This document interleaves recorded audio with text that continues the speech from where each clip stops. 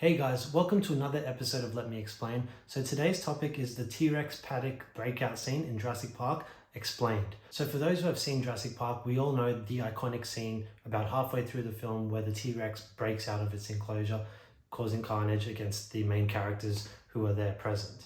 The scene is absolutely iconic in every sense of the word. It is a masterclass in building tension and, concealing something from the audience. It is just everything about the scene is perfect. But it does have one flaw, and I'm going to get into that today. So to give you a quick refresher, basically the main characters are there in front of the paddock. The T-Rex breaks out, causes carnage and havoc, kills one of the characters, destroys a car, and forces that car off a cliff, which Alan and Lex are forced to abseil down in order to survive.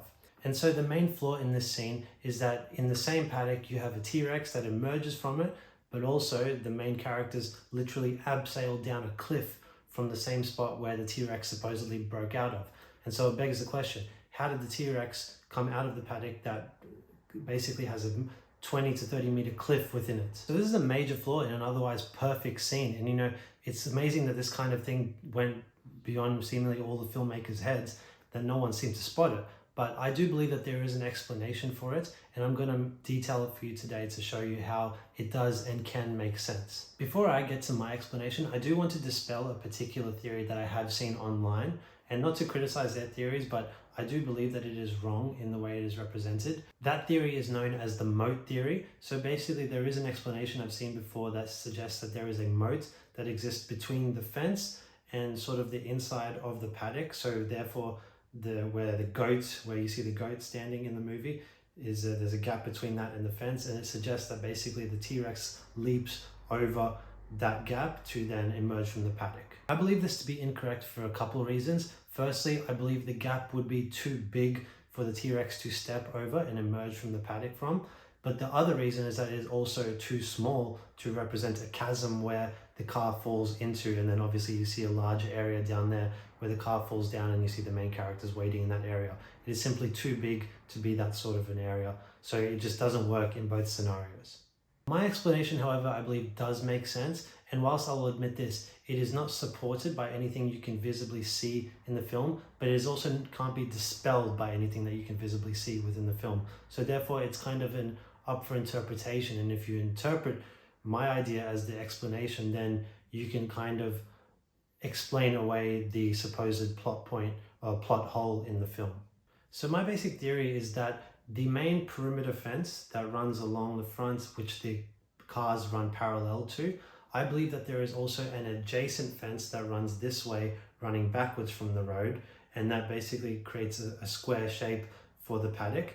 And that also explains that on one side of the fence is obviously where the T-Rex is, and the other side is where the cliff is, and where you see the characters fall down and the car fall down the tree as well. Now, I've seen the film a million times now. I know it back to front, and I've carefully examined this scene many, many times.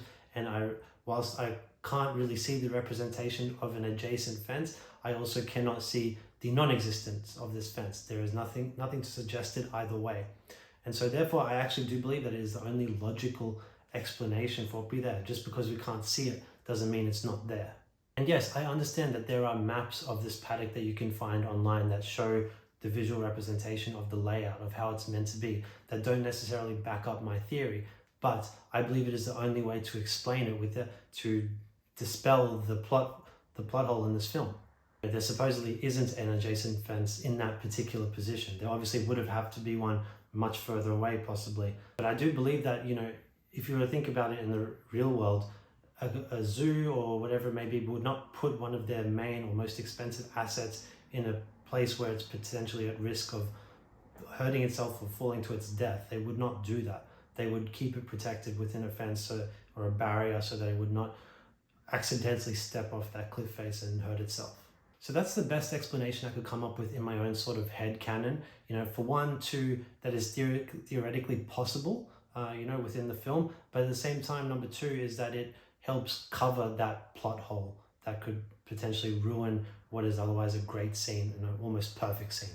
And whilst this is my explanation, I actually truly believe that the filmmakers just simply missed this one. I think it was just an error on the filmmaking side of things. They just didn't pick up on it, which is funny because it's like so glaring. You know, it doesn't ruin the film for me or take me out of the film, but it's just such a glaring error that it's almost laughable at times. But I like to think that if I presented my theory to Steven Spielberg or the makers of this film, they would be like, oh yeah, that's what it was. There was an adjacent fence. Yeah, no, it all makes sense. It's definitely fine. I don't think that was the case. I think they messed up. So anyways, that's my explanation of this great scene. I hope it clears it up for you and makes you feel a little bit better about what you might have thought was a complete error in the film as well. I know it does for me too. Otherwise, I'm open to hearing other theories if you want to post them in the comments section below. Or if you enjoyed this video, don't forget to like and subscribe, and we'll see you next time. Bye.